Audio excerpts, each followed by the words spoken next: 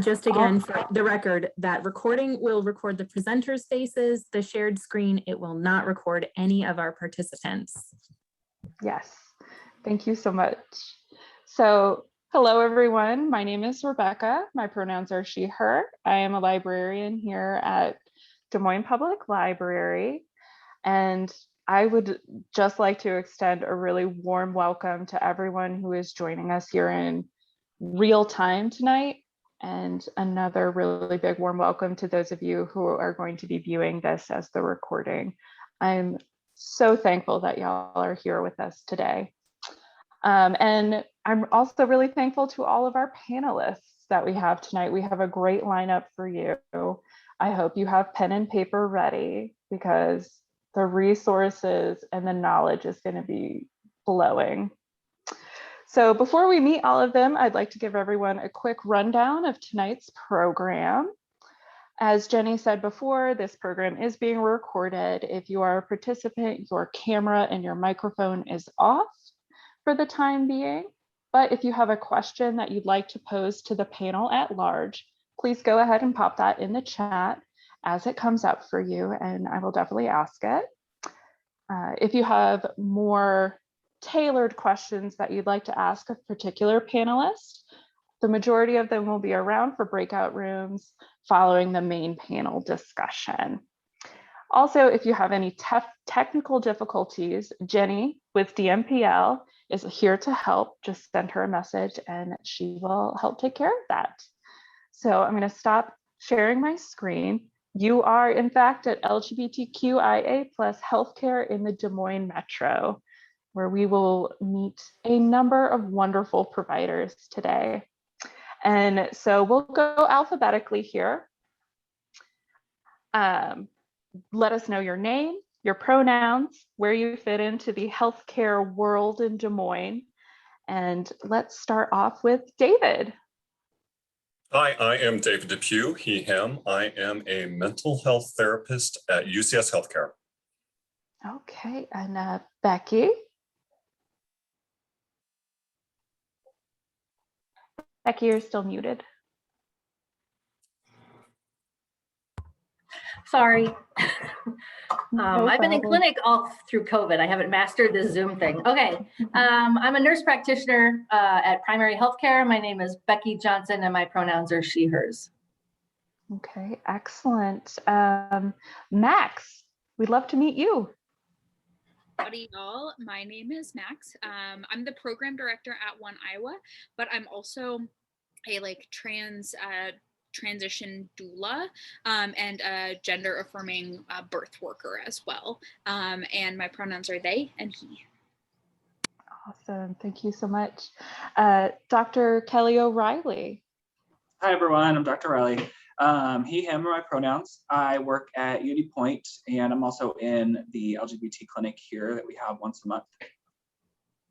All right, and I would like to note that Dr. O'Reilly is like an actively working doctor at this exact moment. So just keep that in mind, y'all. He is committed. And so next, let's meet Dr. Robis.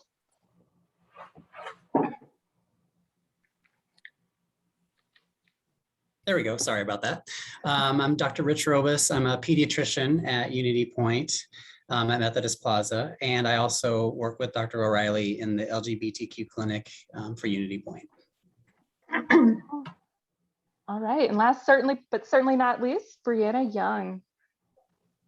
Hi, I'm Brianna Young, and my pronouns are she, her, hers, and I'm an attorney with Denton Davis Brown in Des Moines, and I am a parent of 3, and one of my children has received trans-affirming healthcare services in Des Moines. Awesome. Thank you all so much for joining us tonight. So tonight our discussion is going to take 3 main avenues. And so to jumpstart our discussion, let's just hop right in and talk about where and how to find LGBTQIA affirming healthcare. So this one goes out to the panel at whole, especially our providers. As affirming providers, do you depend on word of mouth to reach new patients? Are you doing a lot of outreach? How do your patients find you most often?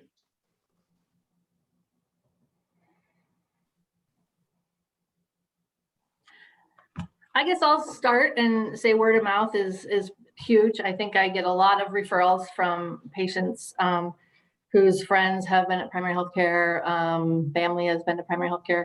One Iowa also has a great website with listing of gender affirming providers in a lot of areas. So that's a great resource as well. I agree with that as far as word of mouth. I think that's huge. Especially, I think it's nice to get information about a healthcare provider from somebody who's been in that clinic or in that setting, from a friend or relative or something like that. That's going to be, I mean, you can find names online and things, which is a good starting point. But if you know somebody who's experienced it, I think that's huge. We do have the Unity Point website also has our LGBTQ clinic listed there as well, that you can look for the providers. Okay. And David, how do most of your clients find you? Yeah, like the others were saying, in addition to word of mouth and One Iowa's website and our website, setting up a booth at Pride events helps too. So getting out into the community, our social media platforms, Instagram, Facebook, those kind of things too. Okay, excellent. So kind of building off of that, you know, a lot of you talked about, you know, finding people online and word of mouth. So for many folks, one thing that you do is you do a quick scan of the website, you do a quick scan of the office to see if there's welcoming, affirming language, just that you can quickly and easily see. What are some things that you recommend potential patients to look for if they haven't found you yet and are looking some other places in Des Moines? And I'm also interested in your organizations and practices. Do your policies and forms have affirming language?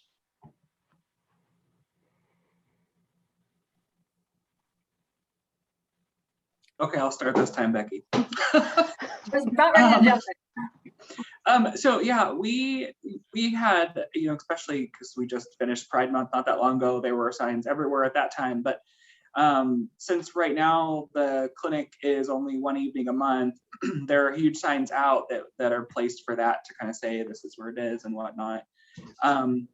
We obviously in that clinic for sure try to make sure that we know your pronouns and we're using them appropriately. And then there's some work within Unity Point as a whole to push that out to other clinics so that no matter where you go to receive healthcare, that you hopefully feel welcomed.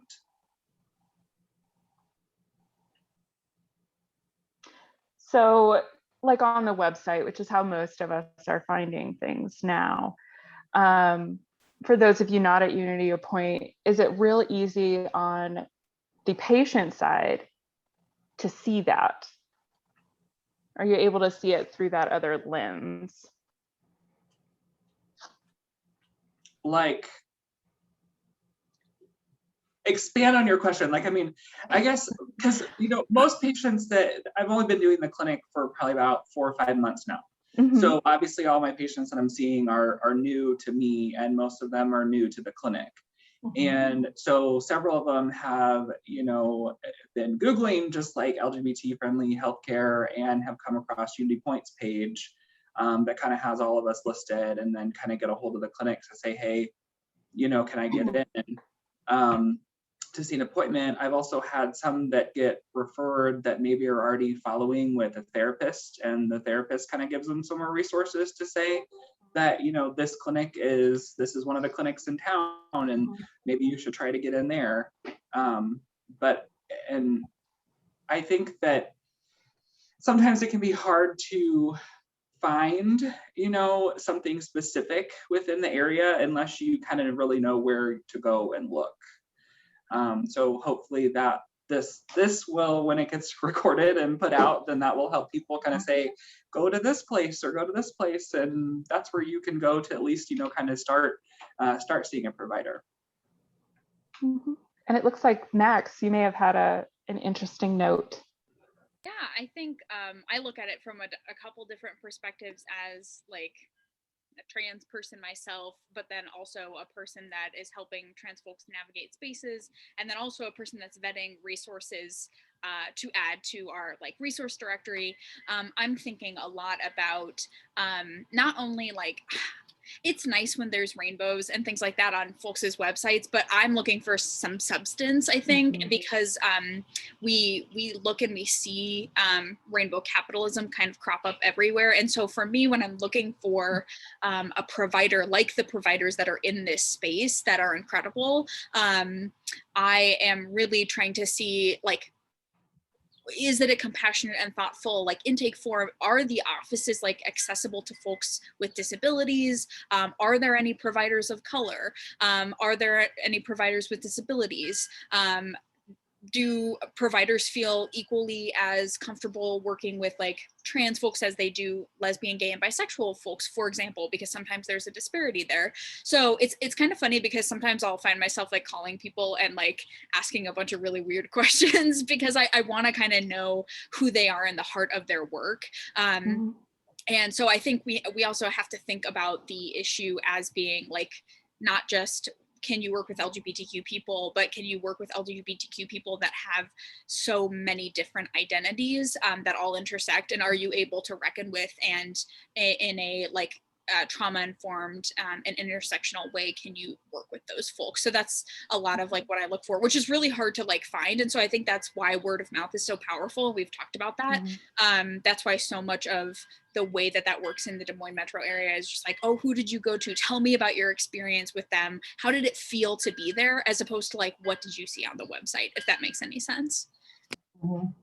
For sure. So as non-providers, Brianna and Max, like, what would you suggest to these organizations? Like, if you could be like, hey, this is what I need to see from you before I even call your office. Like, what would be the first 3 things you would ask for that providers and organizations do?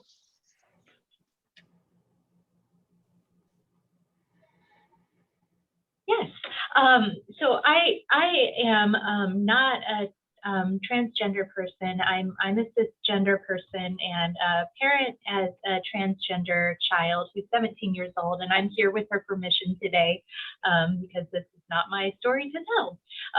So we really struggled in finding an affirming care provider for her, and we're very, very happy with the care provider who she has right now. But I think that, so I'm thinking, well, what are some things that the folks who didn't work out before could have done that would have helped her feel more comfortable? I'm speaking as her proxy. So one of the really most important things is to respect pronouns. Gender pronouns, which sounds like a pretty basic thing, but for a kid or an adult who's going to see a provider and talking about very, very personal and intimate things and health and other things that are fairly private, and gender and things like that, want to do everything that you can to put the patient at ease as much as possible. And one really important way to acknowledge their personhood is to make sure to use the correct gender pronouns. And, you know, if you slip, if you accidentally use the wrong gender pronoun, then maybe just say, or sorry, I mean she, and then move on. So acknowledge that and then move on. Yeah, Max mentioned the intake forms, which are really, really, really important. I think intake forms with only binary choices can be really difficult and inaccurate for lots of folks. So for intake forms, perhaps work with an organization like One Iowa. I know Max is a great educator and works with folks about helping to make sure that their intake forms are inclusive of all genders and all races and all abilities, disabilities, and so on. I would echo that. And one thing that I think is really helpful is trying to, and I think that everybody on this panel does this really well, trying to acknowledge that you might not know everything. I think we get like really concerns as just as human people about like, oh, I want to know everything so I don't mess up with anyone. But the thing I always recommend doing as like a habit to build is to try to just individualize and become an expert on the person right in front of you. So like there's so many terms to keep up with, there's so much to consume all the time to try to know as much as we can about the LGBTQ community. But I think as a provider, the most impactful thing you can do is to really pay attention to the person in front of you. And if they say like, hey, I identify as pansexual, what does that mean to you, right? Like asking those additional questions, some of that like motivational interviewing, which if you're not familiar is like asking open-ended questions so that you can give folks like better care and really individualize to them. So I do think that curiosity, not putting too much pressure on yourself to feel like you have to know everything, but rather like trying to get to know your client as the expert on them is going to be great, because you could have one transmasculine person walk into your office and have a completely different life experience than the next transmasculine person that walks into your office. So, you know, the labels, the intake, those things can tell us a lot, but they can't tell us who our patients and clients are. So that's my recommendation on top of the amazing, you know, recommendations with regards to pronouns and intake forms and apologizing and taking accountability when we mess up. Yeah, if I could jump back a moment to something Max said a moment ago about disability. So my uncle is blind. So how would he know that we are an affirming, safe place? Because can't see rainbow flags, can't see signs up. How would he know? And so this is where it gets a little tricky to like, you know, bullet point this, but it's things like warmth in your voice, asking these questions about name, pronoun, spouse, partner, warmth in your voice, like it's a question you ask everybody. You're comfortable, as Max was saying, getting to know your new client. And I'm really proud our new clinic. Oh, I'm sorry, Rebecca, I cut you off there. Oh, no, I was just saying that is a really great point. Thank you for bringing that. Thank you. Yeah, and I challenged my front desk staff, like, you know, my uncle's blind, how would he know? And it's things like asking not who's your husband, who's your wife, who's your spouse. And then I'm really proud, like our bathrooms are no longer labeled men or women. We just got rid of that. I'm really happy about that. You know, I think one of the things that's really frustrating to me at our organization, and I'm curious if anyone's found better workarounds than we have, but the technology and the medical record that we have often doesn't allow for the sensitivity and choices that I would like us to have. And so, you know, we try our best to do workarounds about that, you know, but we can't print the labels that follow the patient around the clinic with their preferred name or name in use, and so, you know, we do our best to write it on there, but you know, mistakes happen and it's frustrating for patients and clients. And so being aware that there are a lot of barriers technologically to providing that service, and sort of being proactive to patients about it. It's like, I'm sorry, this label is not, you know, your name or your gender, you know, this is why, and then we're working, you know, we wish we had better workarounds. And, you know, I mean, not really making excuses, but just sort of preemptively, proactively saying, I know this isn't ideal and I'm sorry, you know, we're going to try to make you as comfortable as we can. Okay. Max, did you have something you wanted to add before I moved us into another direction? The only thing that I had been thinking about to just jump off of that really good point about, you know, asking questions with warmth was, I love that point. And I think making sure you're not just asking people you think are LGBTQ those questions. Yes. One of the things we really try to affirm is that like I really like, if there's one like take home that I try to give people in a training I give or something, is like, please stop making assumptions about people's gender identity or sexual orientations based on how they look. And if you're only asking people that you think are LGBTQ, you're not serving LGBTQ people, because LGBTQ people don't always, like, you cannot tell that someone's LGBTQ by how they look, talk, or act. And so trying to make it just like a part of your everyday, the questions you ask on intake every day, it will A, make you more comfortable with asking those questions, but B, make sure that you're serving all the people that you need to. It also can inform your service if you're just caring for a non-LGBTQ person. It can give you a better like knowledge and understanding of who they are and what those identities mean to them too. So that's something I've seen in the past, which is like, oh, I only ask people that I think might be that way. And I'm like, oh no, ask everyone. It'll make you more comfy too. And if people struggle with that, because sometimes folks will be like, well, why are you asking? You can always reframe it as like, I want to give everyone that comes into this office the best care possible, which is why I ask these questions. So kind of moving from that kind of space too. Yeah, so good, Max. And can I add a couple of things to that? So in addition to asking everybody, understanding that some queer people may not be comfortable with a question. Our older populations, our more rural populations, they may get that question like, are you gay? What are your pronouns? And the heart gets going. So again, it may make some people nervous. They may not be honest or feel like they can be honest about it. Just being sensitive to that. Also, like the younger people can be like, finally someone asked me. But an older person from Crescent, Iowa may be like, yeah, no, okay. Yeah, that's a good point of, you know, really being sensitive to different people's experiences, which is such, unfortunately, sometimes not present everywhere you go.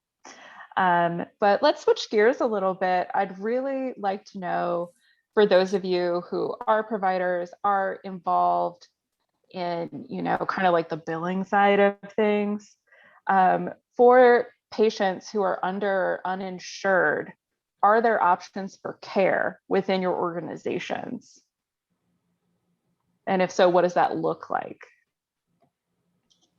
I know PHC has some really great opportunities, so I'm going to direct it to Becky first. Yeah, as a federally qualified health center, we have a lot of grants for a lot of various things. We have a sliding fee scale for medical services, and we have a 340B pharmacy, so can get medications fairly reasonable without any insurance. And we have just a lot of different programs in a lot of areas. So we're good at hooking up with whatever we don't have, we can hook you up somewhere else, hopefully, with it. Okay, excellent. So from our providers from Unity Point, which I'll just be totally honest is where I go, but you know, I'm insured. This question isn't really for me. What is the clinic at Unity Point? How are they really working with patients who are under or uninsured? If you know that question, and if you don't, it's totally fine to say. We will send it on to our participants later. I don't know a whole lot, but since we just had one of the clinics last evening, it was kind of brought up at that time that we have representatives within the organization that whenever someone comes who's maybe uninsured to make an appointment, they make their appointment and then they get them connected with somebody to try to see what options are available out there to them to either try to qualify for like Medicare, Medicaid type situation, or what other insurance coverage, or how can we help you get the care that you need. I don't think that it, not maybe the same thing as what PHC has, but still something that we're trying to make sure that anybody who wants to seek care isn't afraid to come in regardless of ability to pay. Awesome.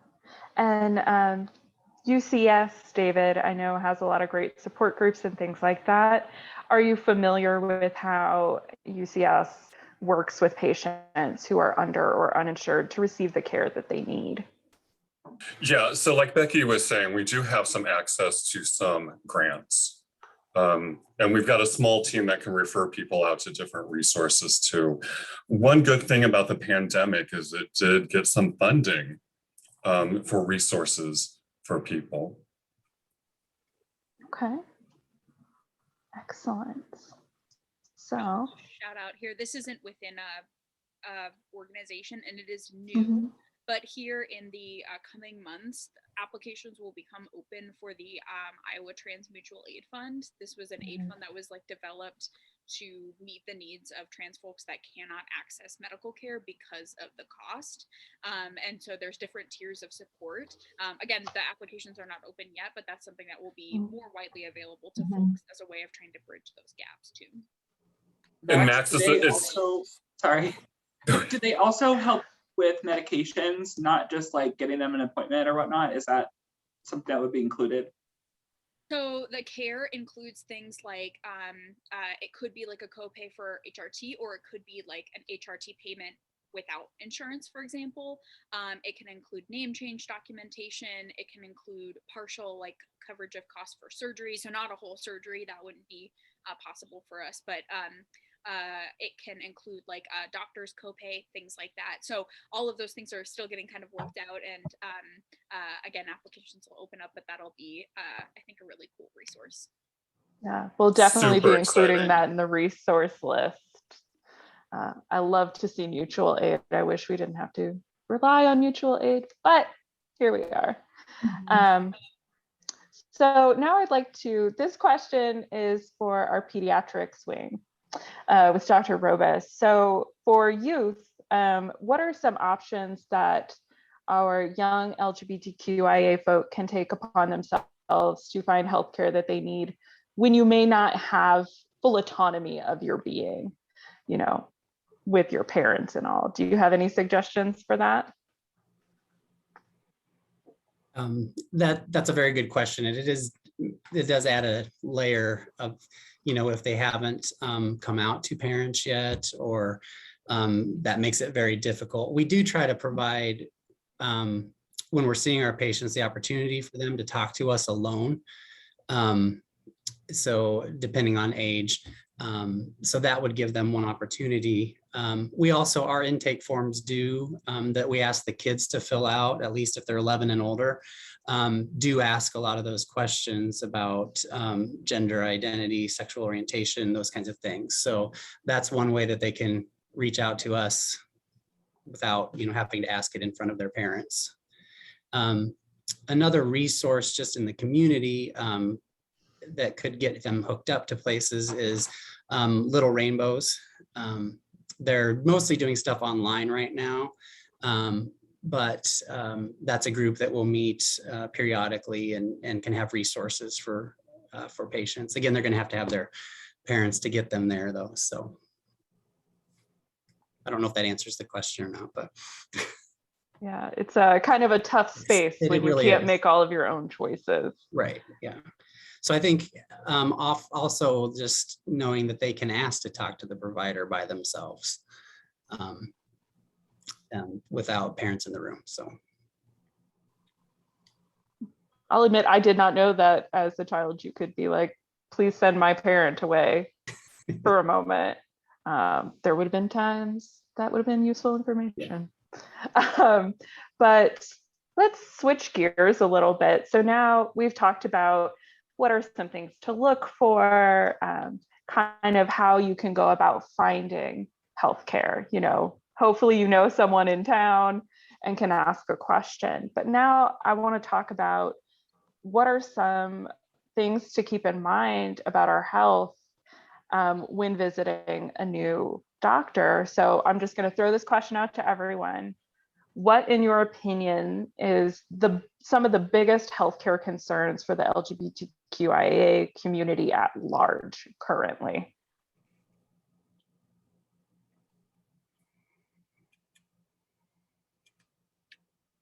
I have one that I can add. A big concern comes from, frankly, from the state legislature. There have been, was it 15, 16 max? I don't know.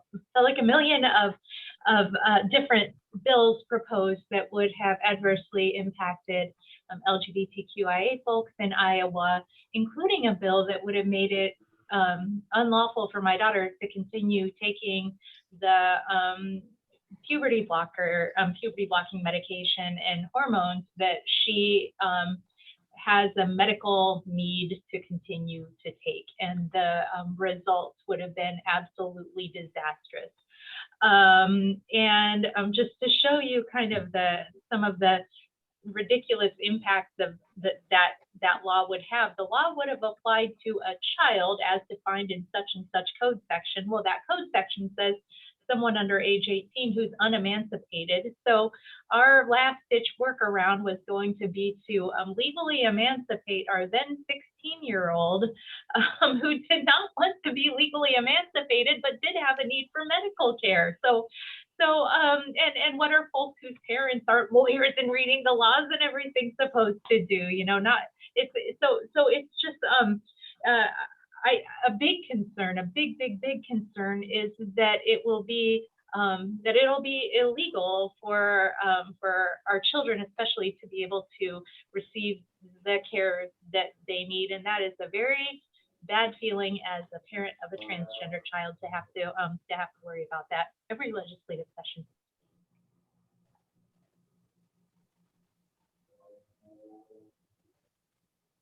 Agreed. I mean, yeah, the amount of barriers that people are putting in place across the country for absolutely no good reason is disturbing. Do you think that those barriers, not even going to say do you think, because we know those barriers make it harder to receive care? What are some of the concerns y'all have as providers? Just like, what could happen if these patients just are not seeking care, and how long that can go on?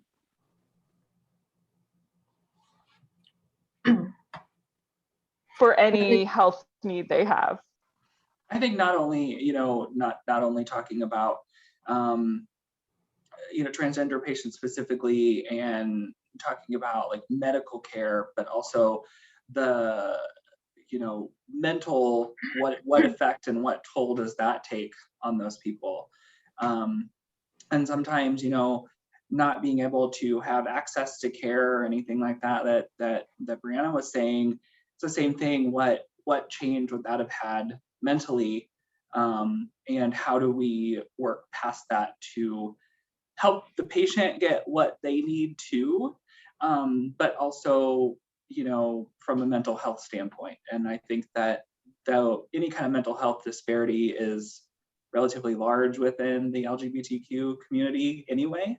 So trying to work through medical and making you, healthy as we can, and also, address any mental health concerns. Yeah, thank you. Absolutely. And understanding the importance of both their physical health and their mental health. So a couple of things, Rebecca, that you brought up, like what are the mental health concerns for the communities? Yeah, absolutely. Depression, anxiety, trauma. And so a couple of things real quick here. So my concern being, if they're not getting help, how are they dialing down that anxiety? Drinking, using drugs, cutting, thinking about suicide. So all those just really unhealthy coping skills, because they don't know what else to do. They don't know where to go for help. And then another thing I just want to mention quickly, a concern that I have for mental health is misdiagnosis.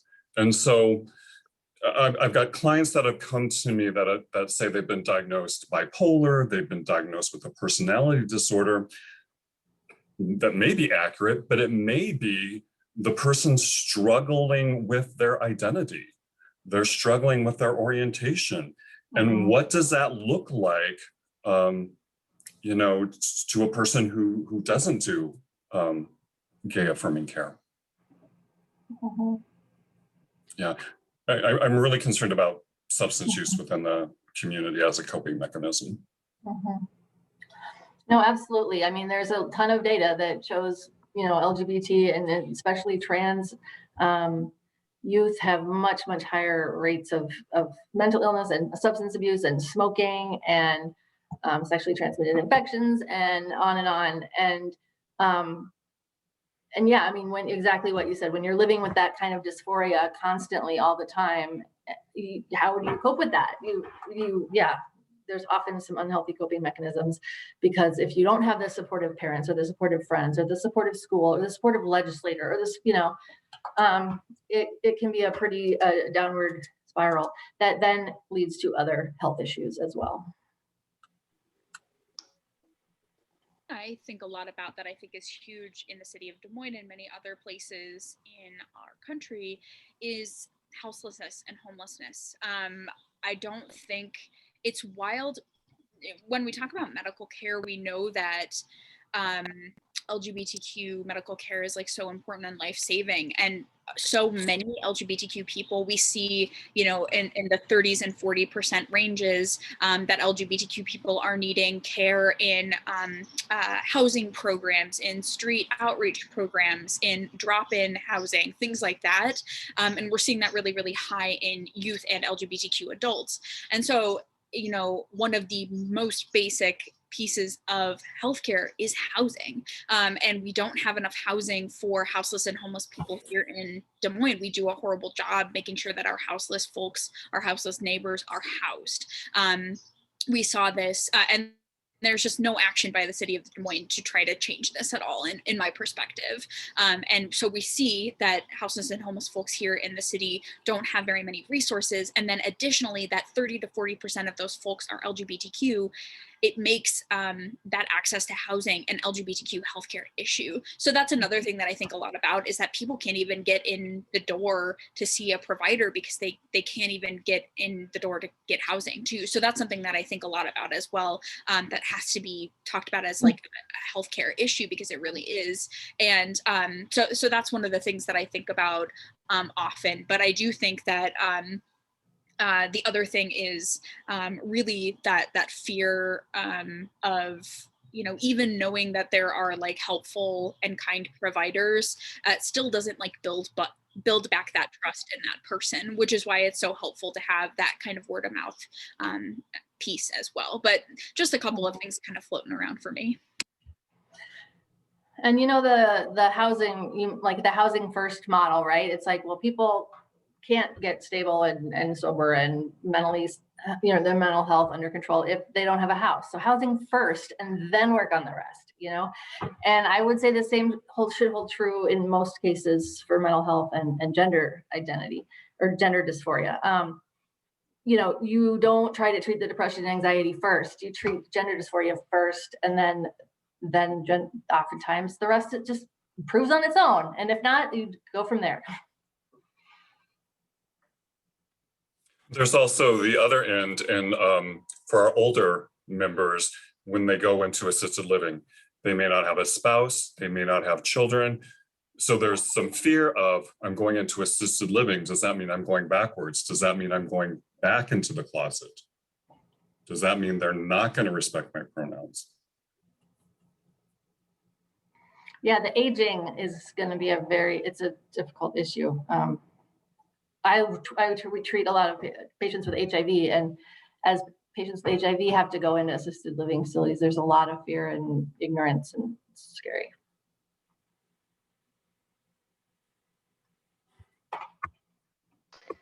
So it kind of sounds almost like some of the biggest health concerns are just like all stem from basic respect and care of the person. Would y'all agree with that? Yeah, okay. Well, I have another question kind of talking about, as Max said, patient trust. It's perhaps a selfish question for me, but often patients who have had poor interactions with medical or healthcare professionals in the past may be a little defensive when they meet new healthcare providers. after they've taken that first step to set up an appointment if they've waited for a while. And so I'm interested in how our providers work with patients who may have some anxiety about coming in to see you.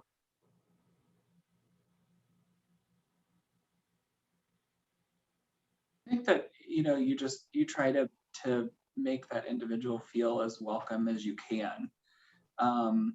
And most of the time, you might have already known that maybe something happened in the past. There was a bad experience, a bad interaction. But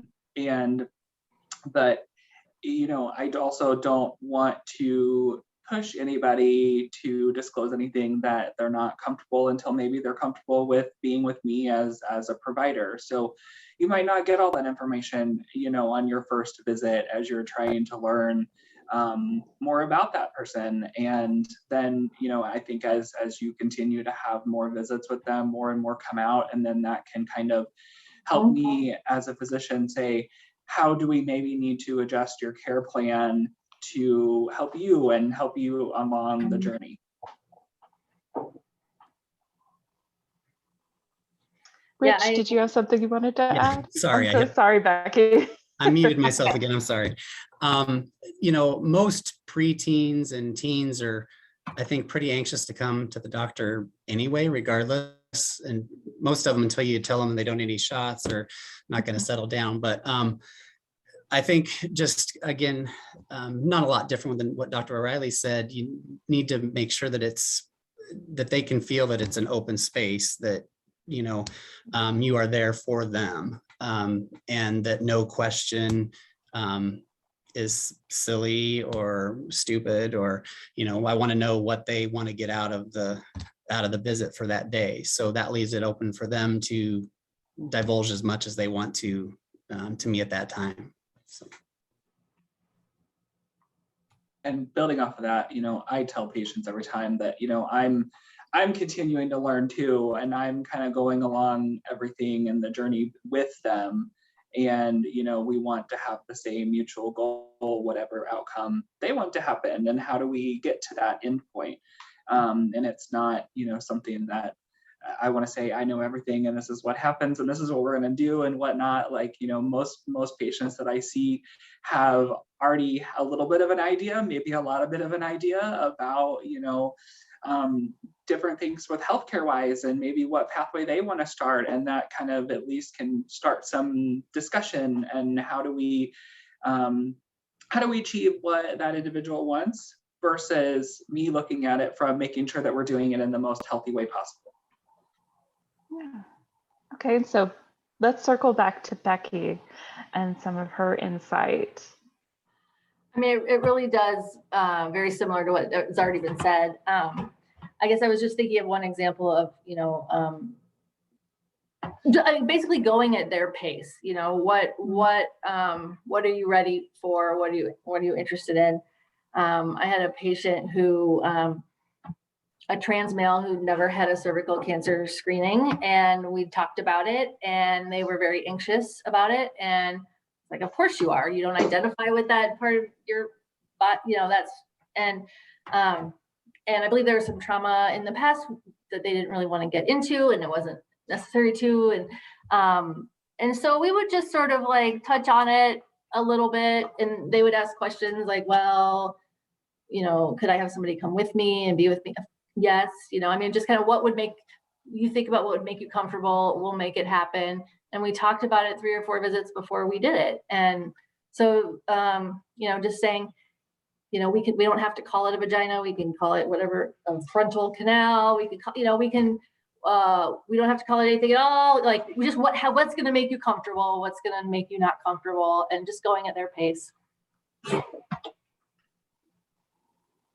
Excellent.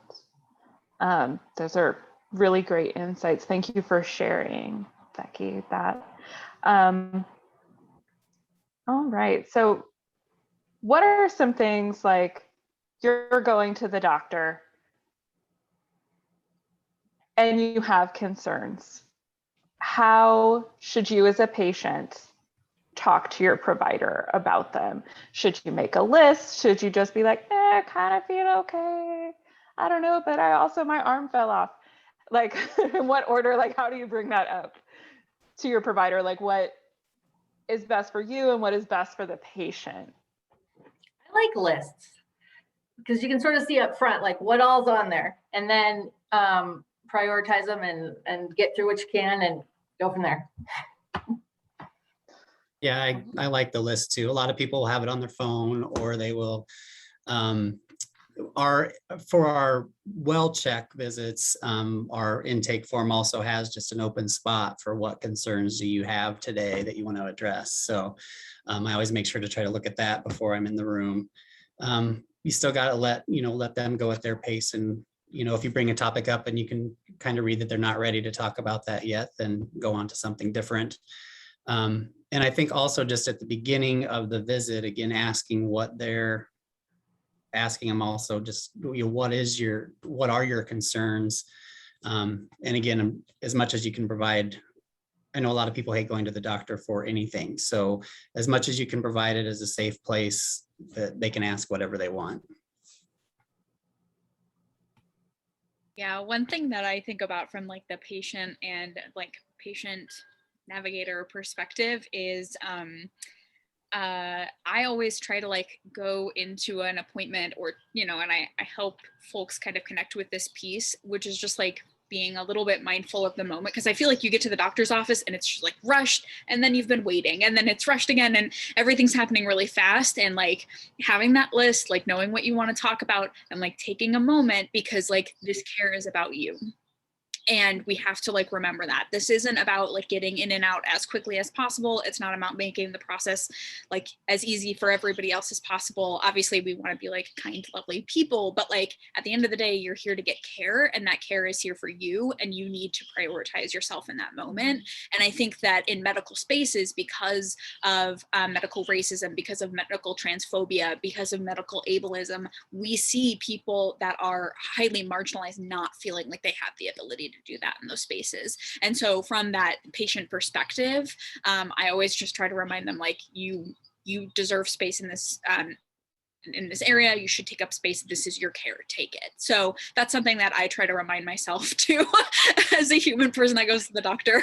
But that's something that from the client perspective that I think a lot about too. When I'm working with a client on their mental health and I ask them about their primary health care, if they do not have a doctor that they're seeing, we have a conversation about that. And I encourage them to start looking for a primary health care provider before they're in crisis, because I want them to have a connection, a relationship with a medical team that they trust. And then not trying to find that when they are in crisis.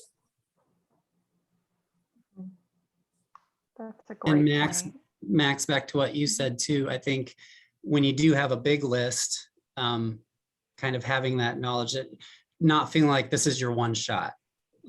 We can always address the most important issues today, and if there's more issues, we need to make more time. That's what we're here for. We can make another appointment. Not that you want to have to come back, but we do have time constraints to some degree. So kind of prioritizing that list, and knowing that it's not, if I don't ask today, I'm never going to be able to ask. So. Because I think we've all gotten on our way home after the doctor's office and thought, oh, I forgot to ask that. So I love the list idea. Awesome.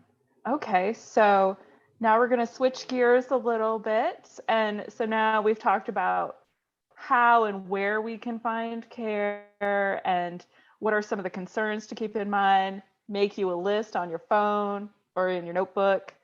But now I really want to talk about how we can make sure that we as patients are receiving the care that we need and that we want.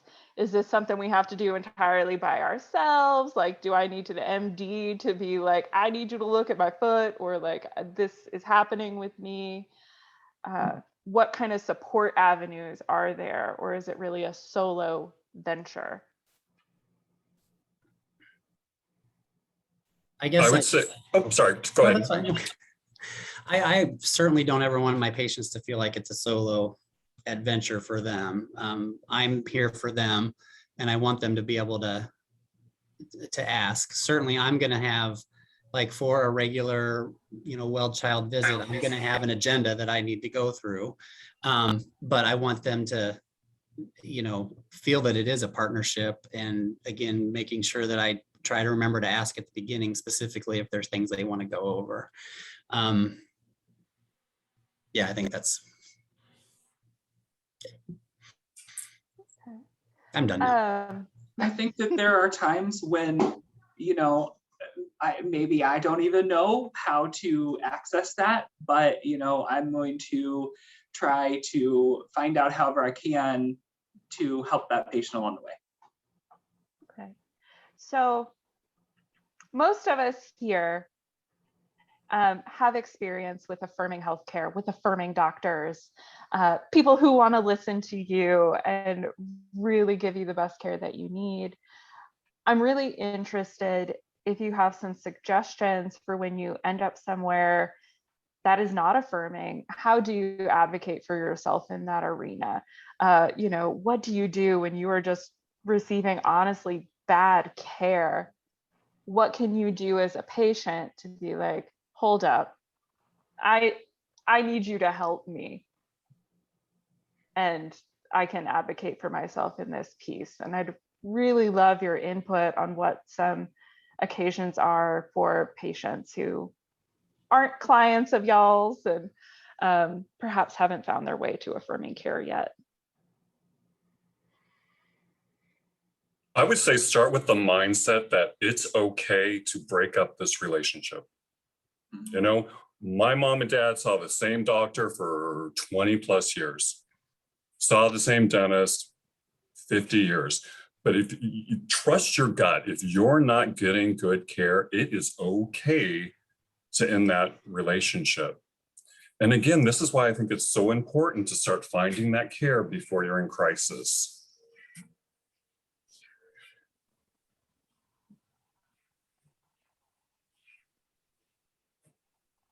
Brianna, do you have a thought? It looks like there's a thought percolating in there. Well, I'm thinking about this in the context of my daughter, and I wonder if maybe it was helpful to her when she had bad care in the past from nobody on this panel. And I was there to advocate for her. And I think whether we're a child or an adult, it can be very, very difficult to advocate for ourselves. So I wonder if it could be helpful to maybe bring an advocate buddy, someone else who's there. And if you're at the doctor because you're feeling sick, you're maybe even less likely to advocate for yourself. So maybe bring a pal if you're comfortable doing that, and if that might be something that would be helpful to you. That's a great point. Sometimes it can feel that the doctor has all the authority, and sometimes it can, I know in my experience, I felt kind of odd being like, no, you didn't answer my question. So that is a great point if you don't feel like you're ready to just jump in. And so looping back to, advocating for someone else in a medical setting, how do we best advocate for our loved ones in a medical setting, whether they be younger or older, in all stages of life care? Are there any tips and tricks you have to really help advocate for them? Ask their permission about what they do and don't want shared. I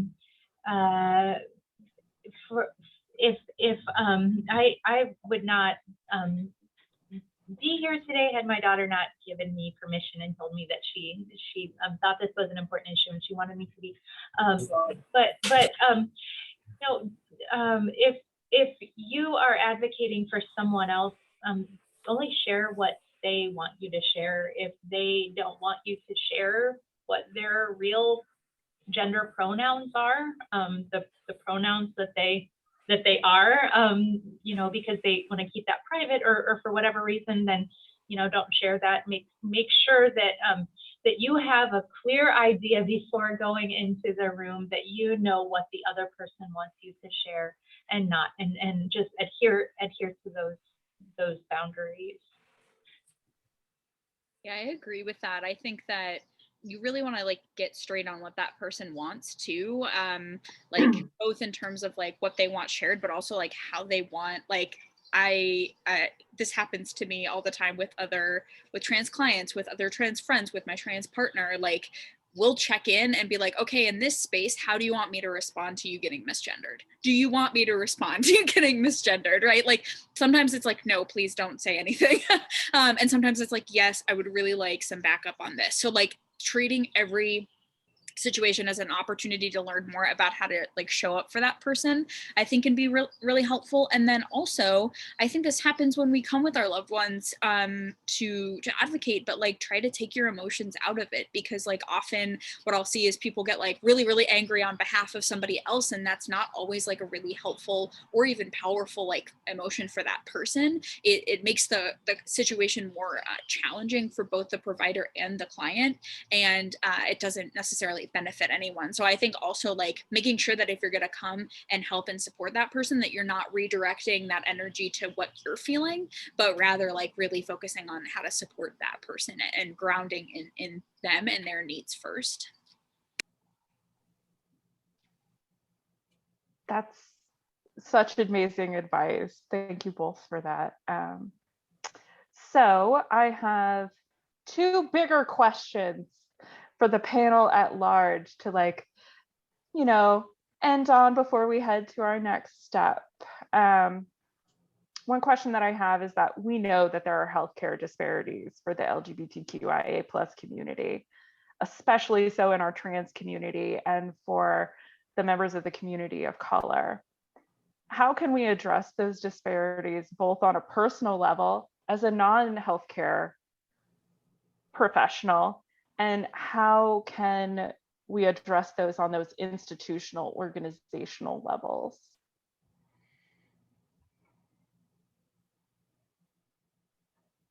It's a big question.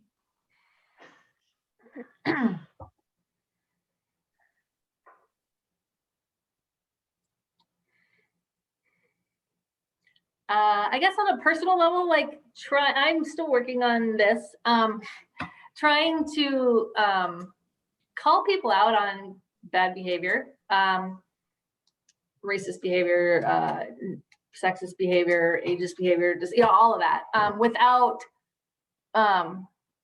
doing it in a, I'm still like, this is the part I'm working on, is doing it in a way that's productive and not like, you can't do that,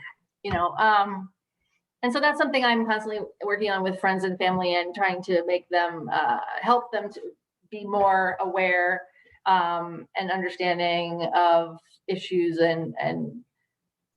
So I'm not being very articulate right now, but I think hopefully you get what I'm trying to say. I tend to get a little fired up, and then it doesn't go well. So I think finding a way to call people out on, bad comments or comments that, like the microaggressions even. I mean, there's outright bad behavior, but then there's microaggressions and micro statements that people say all the time, and just being like, from a place of curiosity, like, why did you say that, and maybe do this. And so I'm still working on that. Done. I also think it means paying attention to the One Iowa website and seeing what they're working on like a state level. And who are we voting for? Because they're going to make a difference on how people have access to healthcare. Yeah, I think this was already mentioned just a bit already, but like, I think when it comes to doing this hard work, like really interrogating your own privileges and your own marginalized identities and figuring out how to show up in those either way, and especially in your privileged identities, if you're a cisgender person interacting with another cisgender person that is saying a transphobic thing, it's actually really super your job to like say something about that. And it's really, really important that you do that education, because a cis person is not going to listen to me talk to them about why trans people deserve rights, but they'll listen to another cis person talk to them about it. So always keeping that in mind. But I agree, trans healthcare is like inherently very political. LGBTQ healthcare is very political. Our country has made it that way. So you cannot not engage with that. And of course, I work for One Iowa and not One Iowa Action, which is the 501c4 organization. So if you want to get engaged with that work, please connect with One Iowa Action. But I can say that it's important to be engaged with like what's happening at your state house, what's happening federally. These are all things that are going to impact people's lives today, right now. In really, really impactful ways. So just to echo that as well, other folks have said that too. Okay, other thoughts on that before we move on to our final question?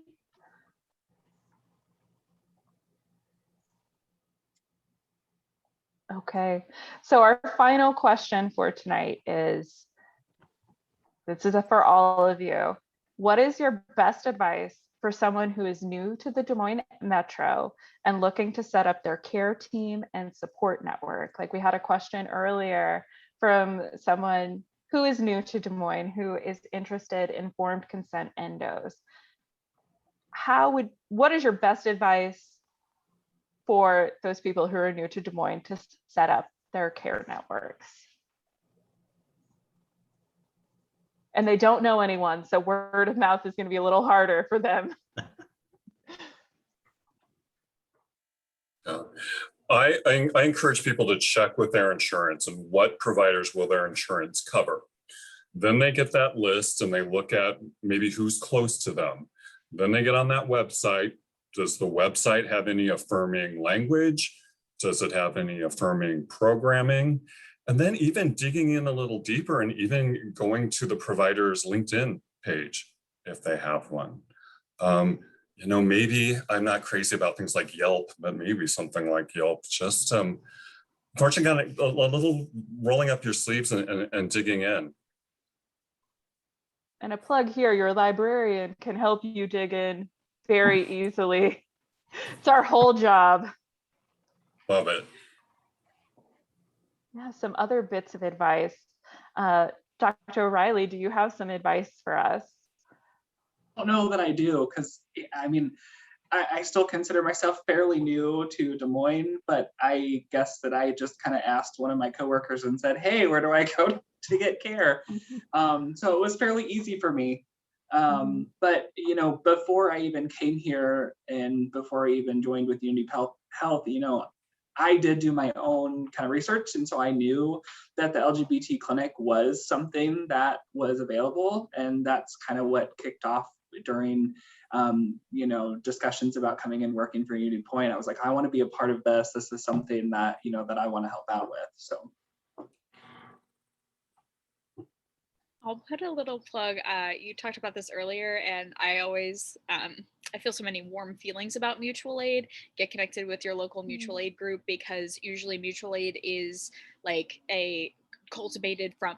typically cultivated from an idea of liberation for all peoples of all marginalized identities and abolition. So it's a good place to get connected with people that are usually LGBTQ friendly, and they're going to know like where you can go to the doctor, or they'll know a person that knows. That's the whole thing about mutual aid. So I think like we don't talk enough about mutual aid as a real resource, but that's my recommendation too. And I know a lot of places and a lot of people like to use online scheduling and things like that. But when you're initially going to a new place, it might be a good idea to actually call and just see how you're treated on the phone as the first kind of screening for a place where you might want to go. And if it's not a comfortable feeling, then move down your list to the next place. I also do this whenever I am working with somebody that's in a different state and I'm like, oh, well, shoot, I don't know anything about Colorado. I do, just a shameless plug, but I do connect them with that state's LGBTQ advocacy organization, which is One Iowa, or if you're a youth, Iowa Safe Schools is also an amazing resource. So I want to shout them out too. Always good to, you know, if you're in a different state, you can always try to connect with that state's LGBTQ resource group. Becky and Brianna, do y'all have some good advice for that new Des Moines transplant? Well, Max stole mine. I was going to say, find your One Iowa, find your advocacy group, and they're going to be able to connect you to people that can tell you word of mouth, or connect you to, other resources or groups, or, affirming providers. And not just for healthcare. One Iowa is great at finding resources for anything that you might need that's related to trans issues. So not just healthcare, but other stuff too. They're great. There will be some heavy linkage to the One Iowa resource page on all of our stuff. Thank you so much, everyone, for all of that great advice. I wish I had had it when I moved here in 2019, but oh well, I have it now. So now we're about to start transitioning into our breakout, more personalized questions part of the evening, so that you can meet with our wonderful panelists, ask some more in-depth questions. And that means that the recording will be stopped shortly. But before we do that, I just want to let you know that early next week, you'll receive an email with a link to a program survey, as well as a list of resources that we've talked about tonight and that I've put together as well for you. And if you are watching this recording, that resource area should be near to where you are viewing. I wish I could be like a YouTuber and be like down below, but I'm not entirely sure how it will look on the website. But if you have any trouble finding it, or if you have any questions or comments, please feel free to reach out to me at any point in time. You can just call the Des Moines Public Library directly to get in touch with me, or send me an email at rlcloud, just like the ones in the sky, at dmpl.org. And I'd really like to thank all of our wonderful panelists and community partners for their expertise and their generosity with their time. I am so amazed, and I'm so thankful to have been working with y'all over the past few months to put this program together. And so thank you all for your participation. And with that, we're going to stop the recording. So if you're watching from future times, I hope you have a great day, and that we'll see you soon at the library.